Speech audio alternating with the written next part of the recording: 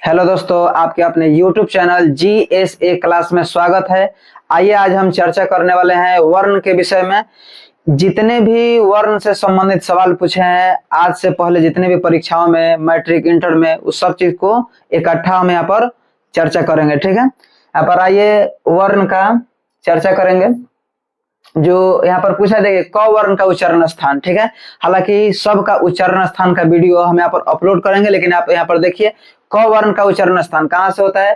तो क वर्ण का उच्चारण जो है वो कहाँ से होता है भाई? तो क वर्ण का उच्चारण स्थान कंठ से होता है। कहाँ से होता है? कंठ से होता है। ठीक है, क वर्ण का उच्चारण स्थान कहाँ से होगा? तो क वर्ण का उच्चारण स्थान यहाँ पर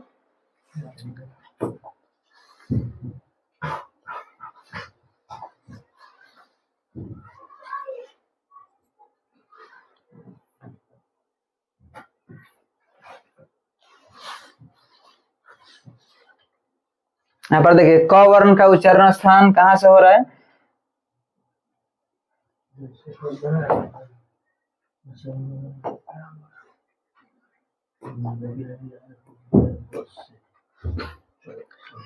क वर्ण का उच्चारण जो है कहाँ से हो रहा है? क वर्ण का उच्चारण कंठ से हो रहा है। कहाँ से हो रहा है? कंठ से। यानी क वर्ग, च वर्ग, ट वर्ग, त वर्ग, प वर्ग होता है ना। तो देखिए कंठ, तालु, मूर्धा और दांत और ओठ से उच्चारण होता है। ठीक है, याद रखिए क, ख, ग, घ, अंग किससे उच्चारण होता है? कंठ से होता है। ठीक है, नेक्स्ट यहाँ पर सवाल हम आते हैं।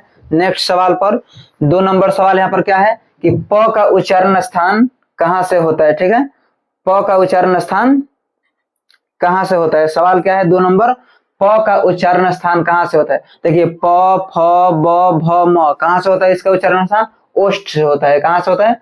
ओष्ठ से। ठीक है, ओठ से। क्योंकि प, फ, ब, भ, म जब आप बोलिएगा तो ओठ जब आप पकड़ लीजिएगा तो प का उच्चारण स्थान उच्चारण कर ही नहीं सकते हैं, प से लेकर के म तक ले। ठीक है, नेक्स्ट यहाँ पर सवाल क्या है? देखिए इधर 3 नंबर सवाल आपके स्क्रीन पर। यदि ए के बाद, क्या सवाल है यहाँ पर? यदि ए के बाद, यदि यहाँ पर देखिए सवाल यहाँ पर कह रहा है कि यदि ए के बाद कोई भिन्न स्वर आए। क्या है? यदि ए के बाद यहाँ पर कोई क्या है? भिन्न स्वर आए। कोई भिन्न स्वर आए, कोई भिन्न स्वर आ जाए तो कह रहा है कि यदि ए के बाद कोई भिन्न स्वर आए तो ए किस में परिवर्तित हो जाता है? ए किस में परिवर्तित हो जाता है? देखिए ए जो है इस संधि का नियम है अ में परिवर्तित हो जाता है। ठीक है, अय में। इधर ऑप्शन क्या है? ऑप्शन नंबर बी है जो राइट आंसर है। ठीक है, यहाँ पर देखिए नेक्स्ट सवाल पर हम आते हैं 4 नंबर सवाल पर।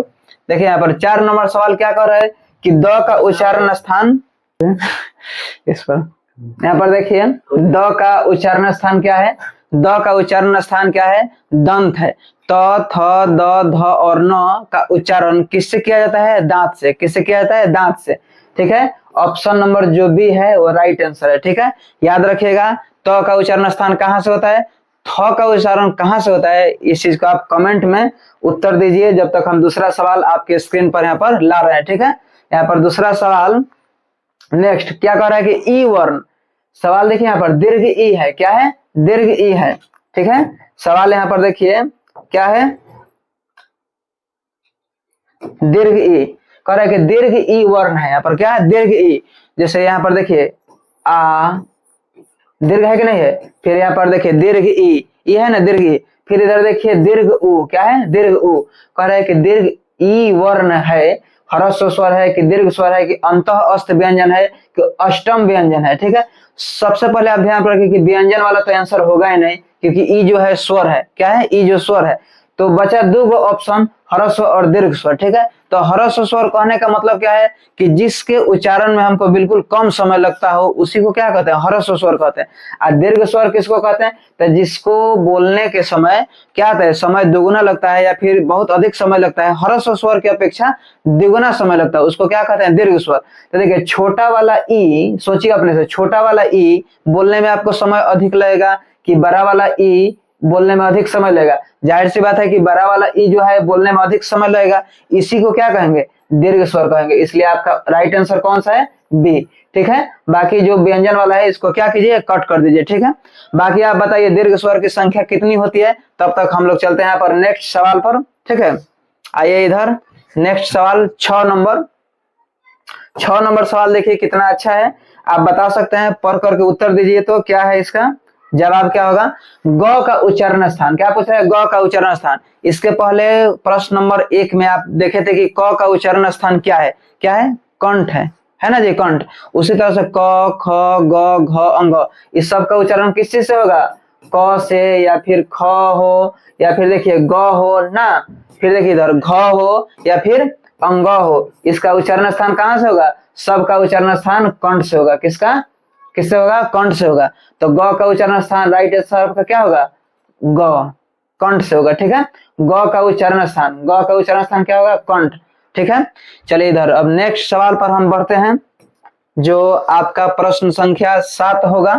ठीक है, 7 नंबर सवाल देखिए यहाँ पर क्या कह रहे हैं, ध्यान से पढ़िए तो एक बार।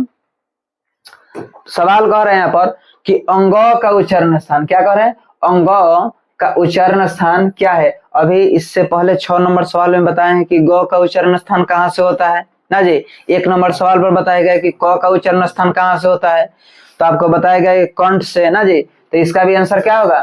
कंठ होगा, यानी ऑप्शन नंबर ए क्या है? सही है। ठीक है, याद रखिएगा आप एक चीज हमेशा ध्यान पर रखिएगा। यहाँ पर देखिए क वर्ग में जितने भी आएंगे, क वर्ग में, ठीक है, क वर्ग में जितने भी आएंगे उनका उच्चारण किससे होगा? कंठ से होगा। ठीक है, च वर्ग में, च वर्ग में जितने भी आएंगे उसका उच्चारण कौन से होगा? तालु से। किससे होगा? तालु से। क वर्ग में जितने भी आएंगे उसका उच्चारण कहाँ से होगा? कंठ में। च वर्ग में जितने भी आएंगे कहाँ से उच्चारण होगा? तालु से। च वर्ग कहने का मतलब कि च, छ, ज, झ, य 5 हो। ठीक है, इधर देखिए फिर इधर ट वर्ग, क्या है? ट वर्ग। ट वर्ग में क्या होगा? मूर्धा। क्या होगा? मूर्धा। क्या होगा? मूर्धा। तालु के ऊपरी भाग को क्या कहते हैं? मूर्धा कहते हैं। ठीक है, ट वर्ग हो गया। फिर इधर क्या होगा? त वर्ग। क्या होगा? त वर्ग। तो त वर्ग का उच्चारण स्थान कहाँ से होगा? तो दांत से। कहाँ से होगा? दांत से। ठीक है, और इधर देखिए प वर्ग है। क्या है? प वर्ग। तो प वर्ग का उच्चारण स्थान कहाँ से होगा? ओठ से होगा। कहाँ से होगा? ओठ से। अब आप जितने भी 25 गो वर्ण का उच्चारण स्थान सीख लिए, देखिए इधर कंठ से जितने भी क, ख, ग, घ, अंग हैं कहाँ से उच्चारण होगा? कंठ से। ठीक है, इधर देखिए च वर्ग में कहाँ से? तालु से। च, छ, ज, झ यहाँ क्या है? तालु से। ठीक है, फिर देखिए ट वर्ग में जितने भी आएंगे उसका उच्चारण कहाँ से होगा? मूर्धा से।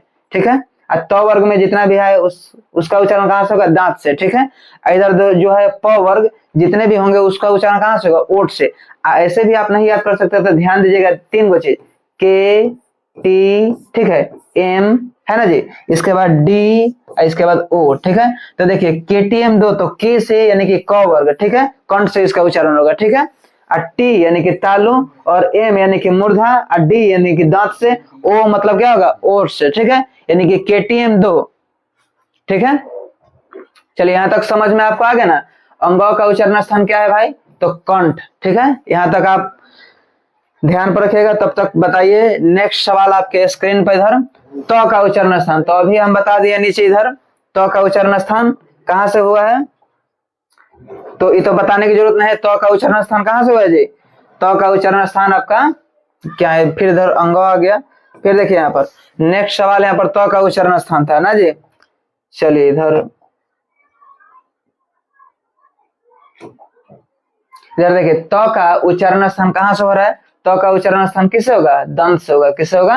दंत से। तो आपका राइट आंसर कौन सा है? बी। ठीक है, नेक्स्ट सवाल इधर आपके स्क्रीन पर कह रहा है कि व्यंजन के कितने प्रकार हैं। सवाल क्या है? व्यंजन के कितने प्रकार हैं।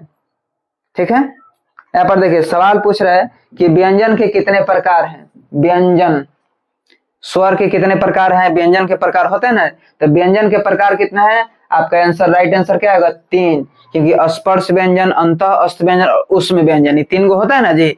बताइए तो स्पर्श व्यंजन की संख्या कितनी होती है कमेंट बॉक्स में। चलिए नेक्स्ट सवाल आपके स्क्रीन पर इधर 10 नंबर सवाल क्या है? अड़। क्या लिखा है यहाँ पर? अड़। अड़ का उच्चारण स्थान क्या होता है? इधर देखिए अड़ का उच्चारण स्थान बताइए किस में आएगा? ट वर्ग में आएगा ना जी। ट वर्ग में जब ये आएगा तो ये अड़ किस में आता है? ट में ही आता है। तो देखिए ट का उच्चारण स्थान क्या लिखवाए थे? मूर्धा। तो इसका भी क्या होगा? मूर्धा। तो आपका राइट आंसर क्या है? बी। ठीक है, चलिए नेक्स्ट सवाल आप क्या बताइए। एक सवाल भी छोड़ रहे हैं, न कौन सा व्यंजन है बताइए? स्पर्श व्यंजन, अंतः से, या फिर उष्म व्यंजन? कमेंट में जरूर लिखिए। चलिए नेक्स्ट सवाल आपके स्क्रीन पर इधर। नेक्स्ट सवाल आपके स्क्रीन पर क्या है कि ध का उच्चारण स्थान। इसमें तो कोई समस्या होगा नहीं, क्योंकि देखिए क वर्ग के जितने भी हैं कंठ से उच्चारण होगा, च वर्ग के जितने हैं तालु से उच्चारण होगा, ट वर्ग के जितने हैं मूर्धा से उच्चारण होगा ना जी, फिर त वर्ग के जितने हैं दांत से उच्चारण होगा, और प वर्ग के जितने हैं ओठ से उच्चारण होगा। तो देखिए ध जो है किस वर्ग का है, तो त वर्ग का है, त थ द ध, तो इसका उच्चारण क्या हो जाएगा, दांत से हो जाएगा। क्या हो जाएगा, दांत से। तो आपका राइट आंसर क्या है, दांत। ठीक है, नेक्स्ट सवाल आपके स्क्रीन पर यहाँ पर आ रहा है, देखिए इधर कह रहा है इधर कि एक ध्वनि, क्या कह रहा है यहाँ पर, सवाल पढ़िए तो ध्यान से। सवाल कह रहा है कि यहाँ पर देखिए सवाल कि एक ध्वनि, ध्वनि समझते हैं ना, मौखिक भाषा की सबसे छोटी इकाई को क्या कहते हैं, ध्वनि कहते हैं। तो एक ध्वनि जब दो व्यंजनों से संयुक्त हो जाए तब वह कहलाती है, याद रखिएगा ये परिभाषा याद रखिएगा, संपृक्त ध्वनि। क्या, संपृक्त ध्वनि। सवाल पूछेगा संपृक्त ध्वनि किसे कहते हैं, याद रखिएगा एक ध्वनि जब दो व्यंजनों से संयुक्त हो जाए तब वो क्या कहलाती है, संयुक्त ध्वनि कहलाती है। ठीक है, याद रखिएगा। जैसे मान लीजिए यहाँ पर क्या है, जैसे आप उदाहरण ले सकते हैं, क्या जैसे कर्क। ठीक है, आप जब इसका संधि विच्छेद करिएगा तो आपको समझ, संधि विच्छेद क्या, जब वर्ण का विभाजन किया जाएगा, वर्ण का टुकड़ा कीजिएगा तो आपको समझ में आ जाएगा कि संपृक्त ध्वनि क्या है। ठीक है, यही संपृक्त ध्वनि है। नेक्स्ट आपके स्क्रीन पर सवाल आ रहा है, जो देखिए यहाँ पर कौन सा सवाल है, 13 नंबर। 13 नंबर सवाल पढ़िए तो क्या है, और अपने से उत्तर देने का प्रयास कीजिए एक बार। यहाँ पर देखिए क्या है, छ का उच्चारण स्थान। क्या पूछ रहा है, छ का उच्चारण स्थान क्या है, ये भी पूछने वाला चाहिए। ये तो कंठ तालु ही होगा का जी, आंसर क्या है बी, क्योंकि च वर्ग का है, तालु ना जी। चलिए नेक्स्ट सवाल आपके स्क्रीन पर यहाँ पर आ रहा है, 14 नंबर सवाल क्या है, 14 नंबर सवाल यहाँ पर देखिए। 14 नंबर सवाल पढ़िए तो 14 नंबर सवाल कह रहा है कि दीर्घ आ, दीर्घ ई और दीर्घ उ जो है हैं। तो देखिए दीर्घ आ है इधर, दीर्घ ई है, दीर्घ उ है। क्या है, दीर्घ उ है। तो ये तीनों दीर्घ दीर्घ है, तो कौन सा स्वर होगा, दीर्घ स्वर है, होगा ना जी। तीनों क्या है, दीर्घ है, तो दीर्घ स्वर है। नेक्स्ट सवाल आपके स्क्रीन पर यहाँ पर आ रहा है 15 नंबर सवाल। 15 नंबर सवाल पढ़िए तो यहाँ पर क्या कह रहा है, 15 नंबर जो सवाल है वो कह रहा है यहाँ पर क्या कि फ का उच्चारण स्थान क्या है, फ का उच्चारण स्थान क्या है। तो आप अपने से खुद से कहिए ना, फ, फ कहने से ओठ का प्रयोग हो रहा है, यानी कि इसका उच्चारण स्थान क्या होगा, ओष्ठ होगा। तो ओष्ठ जो है आपका राइट आंसर है। ठीक है, नेक्स्ट सवाल आपके स्क्रीन पर आ रहा है, देखिए इधर 16 नंबर सवाल क्या कह रहा है, 16 नंबर सवाल जो है कह रहा है इधर कि ट का उच्चारण स्थान क्या है, ट का उच्चारण स्थान क्या है। ठीक है, तो देखिए इधर ट का उच्चारण स्थान आप भी जानते हैं, इसके पहले बता दिए थे, कवर्ग, चवर्ग, टवर्ग, तवर्ग और पवर्ग। देखिए टवर्ग का उच्चारण स्थान कहाँ से होगा, बी से। ये रिपीटेड क्वेश्चन है, ध्यान पर रखिएगा, मूर्धा से। किसका उच्चारण होगा, मूर्धा से। ठीक है, नेक्स्ट सवाल आपका यहाँ पर स्क्रीन पर आ रहा है, देखिए 17 नंबर सवाल ध्यान से पढ़िए तो क्या है, 17 नंबर सवाल जो है ध्यान से पढ़िए। यहाँ पर क्या है, कह रहे हैं पर देखिए कि स्वरों के उच्चारण में लगने वाले समय के आधार पर, ध्यान से सुनिए, स्वर के उच्चारण में लगने वाले समय के आधार पर स्वर वर्ण के कितने भेद होते हैं। देखिए कितने भेद होते हैं, उच्चारण में लगने वाले समय के आधार पर स्वर के कितने भेद होते हैं, 3। ऐसे कितने होते हैं, 3। कौन कौन सा स्वर होगा जी, ह्रस्व स्वर। कौन सा स्वर, ह्रस्व स्वर, ह्रस्व स्वर होगा। 2 नंबर में क्या होगा आपका, 2 नंबर में जो होगा आपका दीर्घ स्वर। कौन सा स्वर होगा, दीर्घ स्वर ना जी। और 3 नंबर क्या होगा, 3 नंबर जो है प्लुत स्वर। कौन सा स्वर, प्लुत स्वर। आइए इधर हम तीनों को देख लेते हैं। ह्रस्व स्वर, इसी को कहते हैं एक मात्रिक स्वर। इसी को कौन सा स्वर कहते हैं, एक मात्रिक स्वर। कौन सा स्वर, एक मात्रिक स्वर भी कहते हैं इसको। दीर्घ स्वर को द्विमात्रिक भी कहते हैं, और प्लुत स्वर को क्या कहते हैं, त्रिमात्रिक भी। ठीक है, तो वही कह रहा है कि उच्चारण में लगने वाले समय के आधार पर स्वर के कितने भेद हैं, तो आपका राइट आंसर कौन सा होगा, 3। ठीक है, नेक्स्ट सवाल पर हम चलते हैं इधर 18 नंबर सवाल पर। देखिए इधर 18 नंबर जो सवाल है, 18 नंबर सवाल उधर कहाँ है? देखिए यहाँ पर कह रहे हैं कि 18 नंबर सवाल कि च का उच्चारण स्थान, ये तो हम बताएंगे नहीं, आप अपने से ऑप्शन कमेंट में डाल दीजिए, क्योंकि बता दिए हैं च का उच्चारण स्थान कहाँ से होता है? तालु से। कहाँ से होता है? तालु से। तो आपका राइट आंसर क्या होगा? तालु। ठीक है, राइट आंसर क्या होगा? तालु। नेक्स्ट सवाल इधर आपके स्क्रीन पर आ रहा है क्या कि एक मात्रिक स्वर, अभी अभी बताए हैं, कोई आवश्यकता नहीं है बताने के लिए। एक मात्रिक स्वर कौन सा है? एक मात्रिक स्वर को ही हम क्या कहते हैं भैया? बोलिए तो। एक मात्रिक स्वर का ही नाम क्या है? इधर ह्रस्व स्वर है एक मात्रिक स्वर। ठीक है, ह्रस्व स्वर को ही क्या कहते हैं? एक मात्रिक स्वर कहते हैं। ठीक है, नेक्स्ट सवाल आपके स्क्रीन पर यहाँ पर आ रहा है, यहाँ पर समझ लीजिए थोड़ा सा। ठीक है, यहाँ पर कह रहा है नेक्स्ट सवाल, यहाँ पर देखिए क्या कह रहा है कि मुक्ताक्षर, मुक्ताक्षर की अंतिम ध्वनि क्या होती है? तो मुक्ताक्षर की अंतिम ध्वनि, इधर देखिए क्रिया तो होगा नहीं ना जी, संयुक्त स्वर होगा नहीं, कह रहा है मुक्ताक्षर की अंतिम ध्वनि क्या है? अब व्यंजन भी नहीं होगा, तो ऑप्शन ही नहीं बच रहा है स्वर, तो आपका राइट आंसर क्या होगा? स्वर। ठीक है, नेक्स्ट यहाँ पर सवाल आपके स्क्रीन पर आ रहा है, यहाँ पर देखिए ध्यान से समझिए, ये भी समझ लीजिए।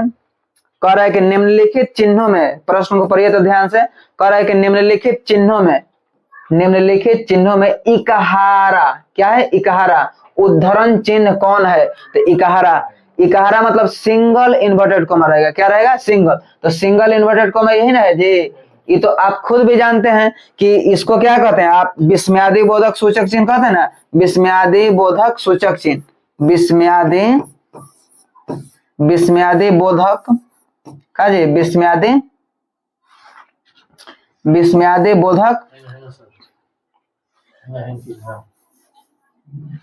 होगा सर, ऐड करके ऐसे। चलिए, विस्मयादि सूचक चिन्ह, विस्मयादि सूचक चिन्ह कहते हैं। ठीक है, ये जानकारी आवश्यक है आप लोग को। विस्मयादि सूचक चिन्ह, ये जो है ऑब्लिक है ना जी, और डबल इन्वर्टेड कॉमा है, लेकिन यहाँ पर कह रहा है इकहारा, इकहारा मतलब सिंगल इन्वर्टेड कॉमा रहेगा। क्या रहेगा? सिंगल इन्वर्टेड कॉमा रहेगा। तो आपका आंसर ए जो है राइट है। ठीक है, नेक्स्ट सवाल पर हम चलते हैं। यहाँ पर देखिए, यहाँ पर देखिए त्र क्या है? त्र क्या है? ठीक है, इसको समझ लीजिए थोड़ा सा, त्र क्या है? ठीक है, तो देखिए संयुक्त व्यंजन है। क्या है? त्र क्या है? संयुक्त व्यंजन। छ, ठीक है, और त्र, और यहाँ पर क्या? ज्ञ, संयुक्त व्यंजन है। क्यों संयुक्त व्यंजन है? तो यहाँ पर देखिए छ जो है, कक्षा छ इसको कहते हैं। तो क हलंत प्लस इधर स हलंत प्लस क्या? अ, ये तीन गो से मिल करके बना है, इसलिए इसको क्या कहेंगे? संयुक्त व्यंजन। तो त्र क्या है? इधर त हलंत है प्लस र हलंत है ना जी, र हलंत प्लस यहाँ पर अ, त्र, तो क्या है? संयुक्त व्यंजन है कि नहीं है जी? यहाँ पर देखिए त्र क्या है भाई? तो संयुक्त व्यंजन है। ठीक है, आपका आंसर क्या है? बी जो है सही है। ठीक है, नेक्स्ट सवाल पर यहाँ पर हम आते हैं कि भ का उच्चारण स्थान क्या है? क्या है? भ का उच्चारण, ये तो बताना नहीं पड़ेगा। भ आप बोलिए तो प फ ब भ, ओठ का प्रयोग हो रहा है, तो क्या इसका उच्चारण स्थान भ हो जाएगा। तो हम नेक्स्ट सवाल पे यहाँ पर चलते हैं। अपना सवाल नहीं, अपना सवाल 24 नंबर है, 24 नंबर। ठीक है, यहाँ पर देखिए सवाल क्या है भैया, थोड़ा सा ध्यान से पढ़िए। कह रहे कि निम्नलिखित में अंतःस्थ व्यंजन कौन है?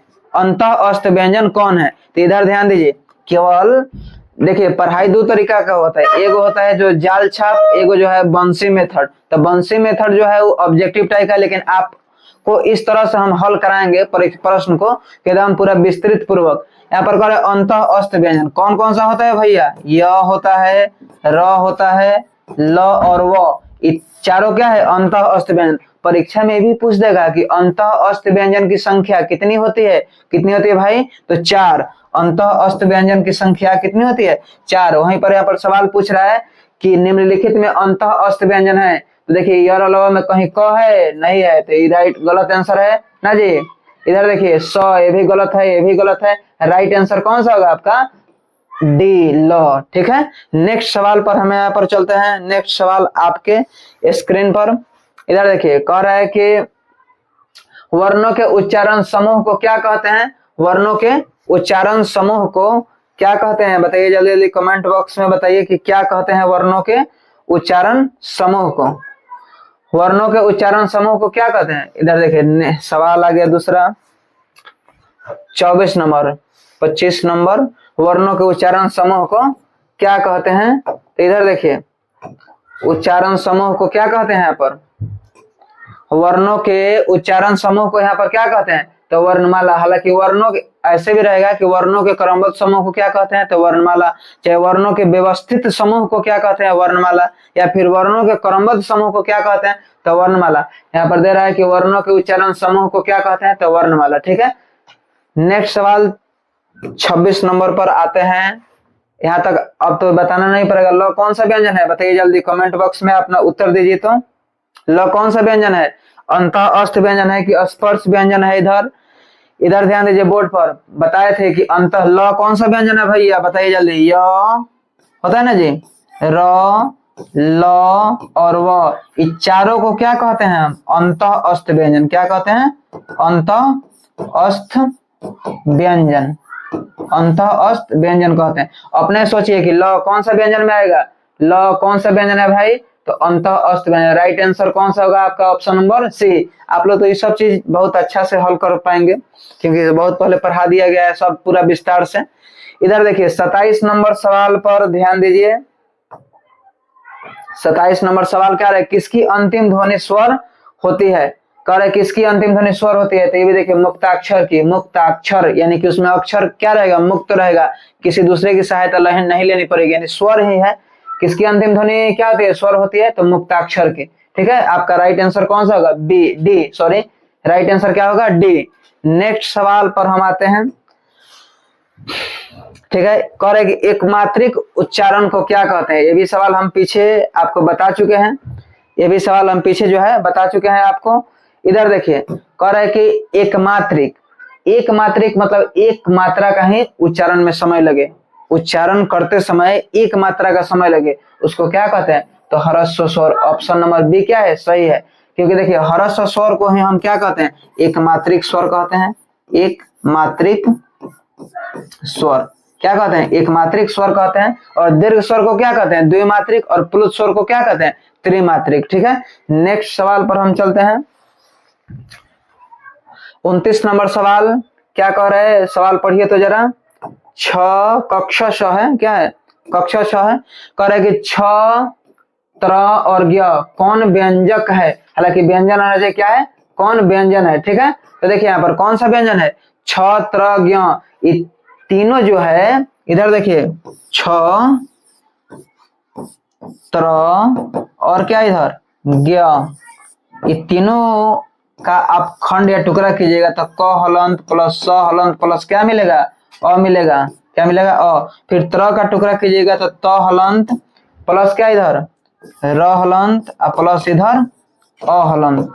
सॉरी, अ में हलंत कभी भी नहीं लगता है, स्वर में कभी भी हलंत नहीं लगेगा। ठीक है, देखिए इधर ज्ञ जो है, ज्ञ का टुकड़ा कीजिएगा, ज हलंत प्लस क्या इधर? य हलंत प्लस क्या होगा? अ। तो देखिए कह रहे हैं कि छ, त्र, ज्ञ कौन व्यंजक है? तो देखिए संयुक्त व्यंजन। कौन सा व्यंजन है? तो ऑप्शन नंबर सी जो है आपका राइट आंसर है। ऑप्शन नंबर सी क्या है? राइट है। चलिए नेक्स्ट सवाल पर हम बढ़ते हैं। 29 हो गया सवाल। 30 नंबर सवाल पर हम चलते हैं। कह रहे कि निम्नलिखित चिन्हों में पढ़िए सवाल पर। सवाल पढ़िए, आप कॉपी कलम लेकर के बैठिए और सवाल पढ़ते रहिए कि क्या कह रहा है। निम्नलिखित चिन्हों में, विराम चिन्हों में विस्मयादि बोधक चिन्ह क्या है? हम बता चुके हैं, ये बताने की जरूरत है नहीं। विस्मयादि बोधक सूचक चिन्ह क्या है? इसी को नोट ऑफ एक्सक्लेमेशन कहते हैं। ठीक है, जिसको मतलब आश्चर्यजगित कोई भी चीज होगा। जैसे यहाँ पर देखिए राम, राम की बात हो रही है, राम, यहाँ पर आश्चर्यचकित करके यहाँ पर चिन्ह लगा दिए हम विस्मयादि राम, यानी कि लोग चिहा करके बोलेंगे। ठीक है, आश्चर्य वाली भावना वहां पर जागृत होगी। नेक्स्ट सवाल यहाँ पर आता है। यहाँ पर देखिए 31 नंबर सवाल क्या है? 31 नंबर सवाल जो है, 31 नंबर सवाल आपके स्क्रीन पर आ गया, जरा सा पढ़िए क्या है। 31 नंबर तो 31 नंबर आ गया। चलिए 31 नंबर सवाल क्या कर रहा है कि निम्नलिखित चिन्हों में प्रश्नवाचक चिन्ह कौन है? तो अपने सोचे नहीं तो कौन प्रश्नवाचक है ही है। यहाँ पर देखिए चिन्ह लगाए कि नहीं? कुछ कुछ होता है कि देखिए प्रश्न में भी उत्तर छुपा रहता है। आप अपना माइंड एक्टिव कीजिएगा तो वहां पर भी मालूम चल जाएगा कौन है। देखिए यहाँ पर क्या व्हाट का चिन्ह यहाँ पर लग रहा है ना, कि यही देखिए यहीं पर सवाल ऑप्शन नंबर ए जो है क्या है? आंसर सही है। निम्नलिखित चिन्हों में प्रश्नवाचक चिन्ह, प्रश्नवाचक चिन्ह, तो देखिए ये है कि नहीं प्रश्नवाचक चिन्ह। चलिए 32 नंबर सवाल पर हम चलते हैं। 32 नंबर सवाल देखिए इधर, इस वीडियो को पूरा देखिएगा, क्योंकि देखिए सुख देने वाला जो है वो मेहनत है, और दुख जो देने वाला है वही आलसी। आलसी अपन ये धरती पर यदि कोई दुख देने वाला चीज होगा वो आलसी ही है, क्योंकि आलसी उतना बड़ा दुश्मन कोई नहीं होता है। पटीदार ये सब चीज दुश्मन नहीं है, आलसी सबसे बड़ा दुश्मन वही है आपका। और मेहनत जो है सबसे परम मित्र, और उससे बड़ा साथी कोई है नहीं। इसलिए मेहनत करके अपना समस्या को क्या कीजिए, समाधान कीजिए। चलिए यहाँ पर कह रहा है कि 32 नंबर सवाल बहुत अच्छा सवाल है, क्योंकि ये सवाल एक बार यूपी पुलिस ने भी पूछा था। उच्चारण में वायु प्रक्षेप, उच्चारण में वायु प्रक्षेप की दृष्टि से व्यंजन के कितने भेद होता है। वायु प्रक्षेप मतलब अल्प प्राण महाप्राण, आप सुने हैं ना जी, अल्प प्राण और महाप्राण सुने, हल्का सा समझ लीजिए कि देखिए इसके आधार पर दो भेद होते हैं। एक नंबर क्या है बाबू, अल्प प्राण, क्या है अल्प प्राण, अल्प प्राण, ठीक है। और दूसरा का क्या है भाई, तो महाप्राण, क्या है महाप्राण है, महाप्राण। तो देखिए इधर अल्प का मतलब होता है थोड़ा, यानी कि जो भी व्यंजन बोलते समय वायु थोड़ी मात्रा में बाहर निकले उसी को अल्प प्राण कहते हैं, और जब अधिक मात्रा में बाहर निकले वायु तो उसको क्या कहेंगे, महाप्राण कहेंगे, ठीक है। इसको एक अच्छा बहुत अच्छा तरीका है, याद रखिएगा। देखिए इधर अल्प प्राण और महाप्राण में सम संख्या विषम संख्या जानते हैं ना, तो देखिए सम संख्या देखिए 2, और देखिए इधर 4 सम संख्या है ना, अब विषम संख्या में इधर देखिए 1 और 3 और क्या इधर 5। तो हमेशा याद रखिएगा कि यहाँ पर देखिए क वर्ग पहले का रहता है ना जी, क वर्ग समझिए हमेशा। यहाँ पर देखिए क, ठीक है, ख, ग, ये देखिए क्यों बता रहे हैं, क्योंकि इससे अधिक से अधिक प्रश्न है इस बोर्ड पर, ठीक है। इसलिए आप समझ लीजिए पूरा क्लियर, क ख ग घ और क्या है यहाँ पर अंग। तो देखिए 1 3 5 कहने का मतलब देखिए 1 नंबर पे ये है ना, और 3 नंबर पे ये है ना जी, 3 नंबर, और 5 नंबर पे क्या है, अंग है। तो देखिए 1 3 5 यानी कि क ग और अंग कौन सा होगा, अल्प प्राण होगा। अब बीच में बच जा रहा है क्या, ख इधर बच जा रहा है और उधर घ बच जा रहा है, ये कौन सा होगा, महाप्राण होगा, ठीक है। तो हमेशा याद रखें 1 3 5 रूल देखिए। अच्छा वो सब छोड़िए, क अल्प प्राण होगा, ख महाप्राण होगा, फिर ग अल्प प्राण होगा, फिर इधर महाप्राण होगा, फिर अंग अल्प प्राण होगा, ठीक है। चलिए नेक्स्ट सवाल पर, यहाँ पर देखिए सवाल का उच्चारण वायु प्रेक्षिक दृष्टि से व्यंजन के कितने भेद हैं भाई, तो कितने भेद हैं, तो 2। ऑप्शन नंबर डी जो है आपका राइट आंसर है, ठीक है। इधर देखिए नेक्स्ट सवाल पर हम आते हैं। करे 33 नंबर सवाल को ध्यान से समझिए और पढ़िए। तो कह रहा है कि शब्द के बोलते समय अर्थ या उच्चारण की स्पष्टता के लिए जब हम किसी अक्षर पर विशेष बल देते हैं, क्या बल देते हैं, विशेष रूप से बल देते हैं, तो इस क्रिया को क्या कहते हैं, तो देखिए बालाघात कहते हैं। बालाघात बल प्लस आघात, यानी कि बल देते हैं उस पर जोर देने के लिए, इसी को क्या कहते हैं, बालाघात कहते हैं। नहीं लोग कहते हैं कि आज मैं गीता पढ़ूंगा, इसका मतलब क्या, कल और बुक पढ़ा होगा ना जी, कोई बाइबिल या फिर रामायण या फिर कुरान वो सब चीज पढ़े होंगे, विशेष रूप से बल दिया जा रहा है ना, तो ये क्या है, बालाघात है। याद रखिएगा इस परिभाषा को, ठीक है। नेक्स्ट सवाल यहाँ पर आ रहा है 34 नंबर सवाल। यहाँ पर कहा है निम्न में कौन ऊष्म व्यंजन है, तो ये बताने की आवश्यकता है नहीं, आप भी जानते हैं। इसका कमेंट बॉक्स में आप उत्तर दीजिए, निम्न में कौन ऊष्म व्यंजन है। ऊपर वाला ऑप्शन नंबर ए क्या है, सही है, यानी कि कौन सा है, यही आंसर क्या होगा, सही होगा, ठीक है, राइट आंसर। चलिए नेक्स्ट सवाल आपके स्क्रीन पर आ रहा है। कह रहा है बुआ 35 नंबर सवाल कौन सा है, 35 नंबर सवाल देखिए, कह रहा है 35 नंबर सवाल बहुत अच्छा है, इसको ध्यान पर रखिएगा। कह रहा है कि हिंदी में अनुनासिक वर्णों की संख्या, अनुनासिक, ठीक है। अनुनासिक का मतलब क्या होता है भैया, तो इधर देखिए जिस वर्ण का उच्चारण मुख और किससे हो, मुख और नासिका से हो, किससे हो, मुख और नासिका से हो।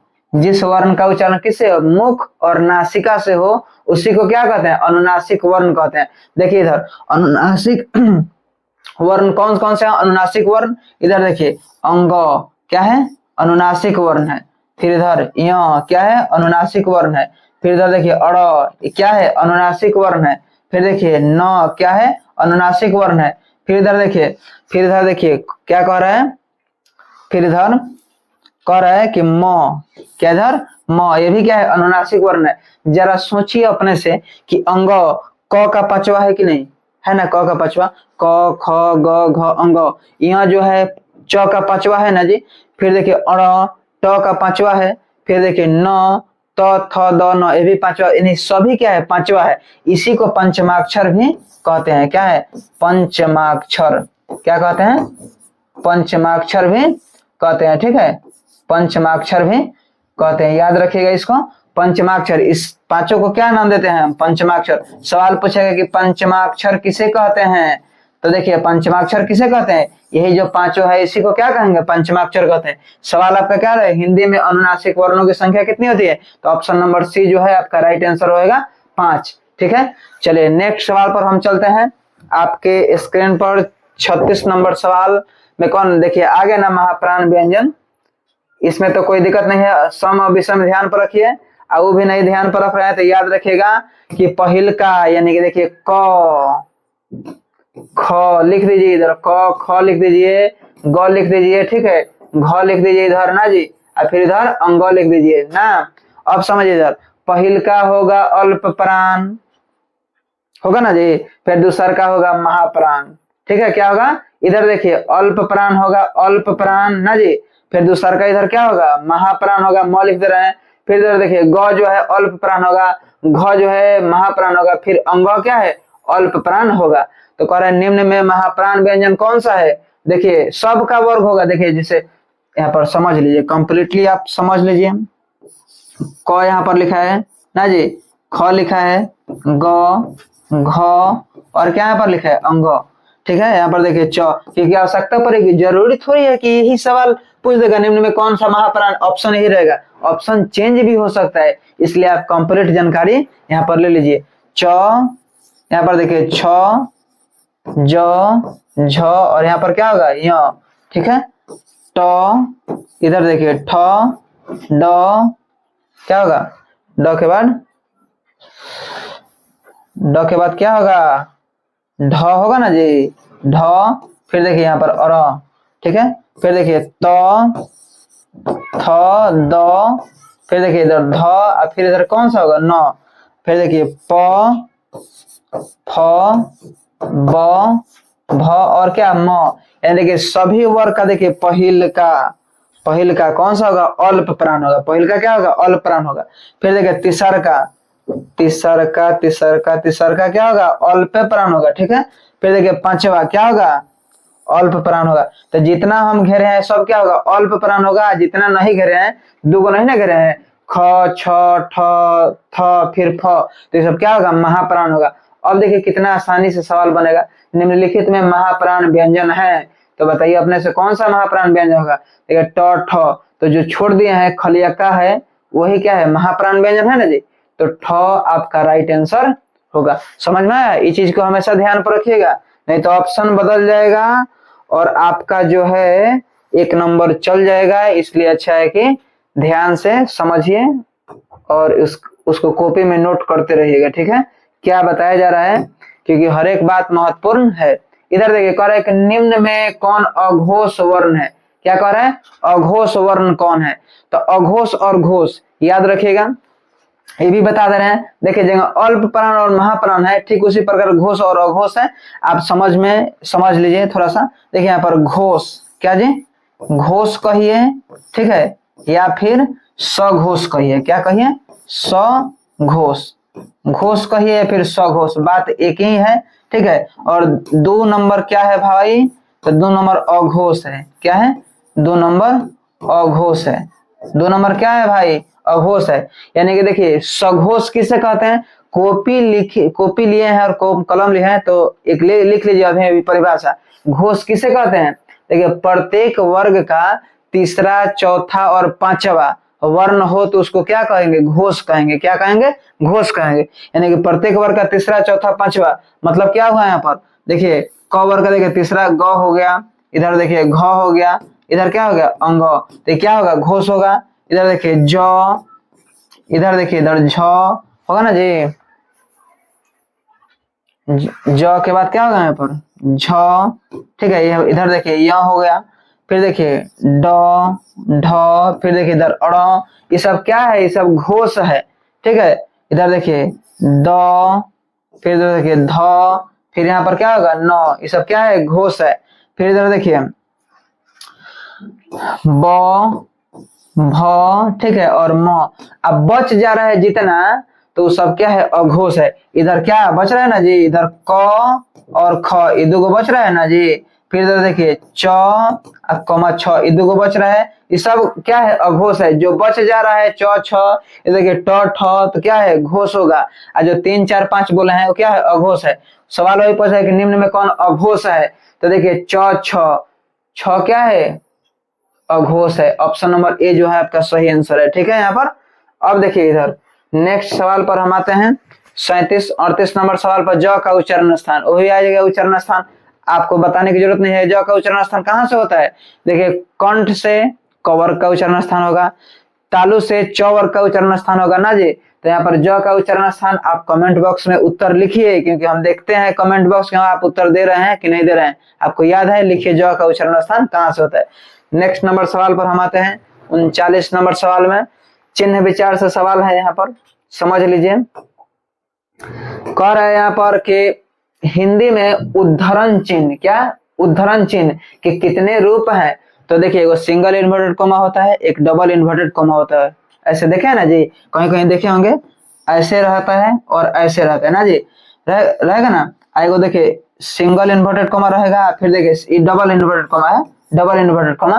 तो याद रखिए कितने रूप होते हैं हिंदी में उद्धरण चिन्ह के रूप कितने होते हैं भैया, तो 2 होते हैं। कितने होते हैं 2, ठीक है। चलिए नेक्स्ट सवाल यहाँ पर आते हैं आपके स्क्रीन पर। सवाल खत्म हो गया क्या जी, सवाल चलिए खत्म हो गया। आप अपना पूरा रिवाइज कीजिएगा। आप बोले थे, हम बोले थे कि आपको एक बहुत अच्छा 2-3 मिनट में लास्ट में बताएंगे, जिससे आप उच्चारण स्थान से संबंधित चीजों को क्लियर कराएंगे। देखिए क, ठीक है, कंप्लीट याद हो जाएगा, केवल आप ध्यान दीजिए और लिख लीजिएगा, हेडिंग बना लीजिए वर्णों का उच्चारण स्थान, ठीक है। चलिए यहाँ पर देखिए क ख ग, ठीक है, घ, इधर क्या होगा अंग। तो देखिए ये चीज ध्यान पर रखिएगा। फिर यहाँ पर देखिए च छ ज, क्या होगा झ, और क्या है यहाँ पर होगा य, क्योंकि अल्प प्राण महाप्राण उच्चारण सा घोष अघोष सब यहीं से क्लियर हो जाएगा, ठीक है। यहाँ पर देखिए ट ठ ड, फिर इधर क्या होगा ढ, फिर देखिए यहाँ पर अड़, फिर इधर देखिए त थ द, फिर यहाँ पर क्या होगा ध, और फिर यहाँ पर क्या न, और फिर इधर देखिए प फ ब भ, और यहाँ पर क्या होगा म। अब देखिए एक हम छोटा सा वीडियो डालेंगे जिसमें कंप्लीट सब वर्णों का उच्चारण स्थान रहेगा, ठीक है, जिसमें स्वर और व्यंजन सब रहेंगे। अभी आप केवल इतना ही जानिए। देखिए यहाँ पर क है ना जी, तो क इसका उच्चारण स्थान कहाँ से होगा, क जो है कंठ से, क से लेकर के अंग तक ले कहाँ से होगा कंठ से जी। च से लेकर के यहाँ तक कहाँ से होगा तालु से होगा, कहाँ से होगा तालु से। और देखिए इधर ट वर्ग कहाँ से होगा मूर्धा से, कहाँ से होगा मूर्धा से होगा, कहाँ से होगा मूर्धा से, ठीक है। अब इधर देखिए त वर्ग कहाँ से होगा भैया, तो इधर देखिए दांत से, कहाँ से होगा दांत से। अब प वर्ग कहाँ से होगा ओठ से, क्या होगा ओठ से। ओठ भी ऑप्शन में रहेगा या फिर ओष्ठ भी रहेगा, क्या रहेगा ओष्ठ। अब समझ लीजिए, यानी कि क वर्ग का उच्चारण कहाँ से होगा, तो कंठ से होगा। यहाँ पर देखिए क वर्ग का उच्चारण कंठ से, च वर्ग का उच्चारण तालु से, ट वर्ग का उच्चारण कहाँ से मूर्धा से, त वर्ग का उच्चारण दांत से, और इधर देखिए प वर्ग का उच्चारण कहाँ से होगा ओठ से होगा। अभी आपको हम ये चीज उच्चारण स्थान क्लियर हो गया। अल्प प्राण महाप्राण में हम आपको बताए थे, ध्यान से समझ लीजिएगा। अल्प प्राण में महाप्राण में हम यही बताए थे कि देखिए 2 नंबर ना जी, और इधर देखिए 4 नंबर क्या होगा महाप्राण होगा, क्या होगा महाप्राण होगा। तो 2 नंबर वाला है जितना है वो सब क्या होगा 2 नंबर वाला, और देखिए इधर 4 नंबर वाला ये सब क्या होगा महाप्राण होगा। 2 प्रत्येक वर्ग का दूसरा और चौथा वर्ण क्या होगा, महाप्राण होगा। और जो खाली बच गया है वो क्या होगा, अल्प प्राण होगा। यानी क च ट त प क्या है, अल्प प्राण है। इधर देखिए ग ज ड द स ब क्या है, अल्प प्राण है ना जी। इधर देखिए अंग य ड़ न म क्या है, ये अल्प प्राण है। ठीक है, अब अल्प प्राण और महाप्राण क्लियर हो गया। अब इसी को हम मिटा रहे हैं। अब फिर देखिए फिर क्लियर होगा क्या, कि घोष और अघोष, इसी पर क्लियर होगा। ठीक है, बाकी समझिए यहाँ पर, बाकी यहाँ पर आप देखिए पूरा नहीं ना मिटेगा सर जी, पूरा मिट करना सर, पूरा मिट करना सर। ना रहने दीजिए।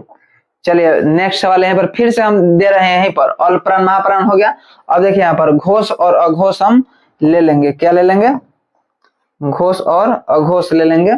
घोष और अघोष किसके आधार पर होता है बताइए तो, गूंज या घोष के आधार पर व्यंजन वर्ग के कितने भेद होते हैं, 2 होते हैं, घोष और अघोष। वही लिखिए, क से लेकर के क्या लिखिए, क यहाँ पर ख, यही केवल बताएंगे, इसके बाद आपको खत्म हो जाएगा। ठीक है, क ख हो गया। फिर इधर देखिए ग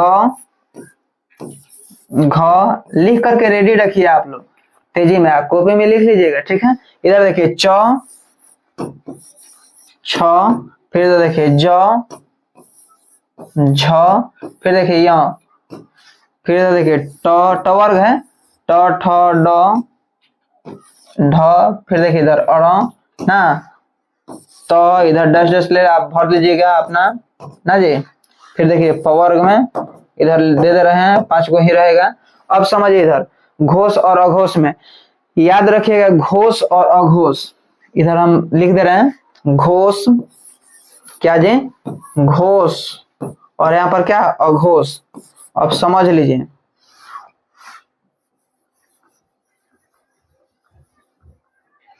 देखिए यहाँ पर घोष और अघोष लिख दे रहे हैं, अघोष। ठीक है, तो अघोष देखिए क्या है, घोष मतलब समझिए, घोष एक टाइप का देखिए नहीं होता है, घोष मतलब गोश, माने यहाँ ट्रिक समझिए, घोष यानी कि गोश।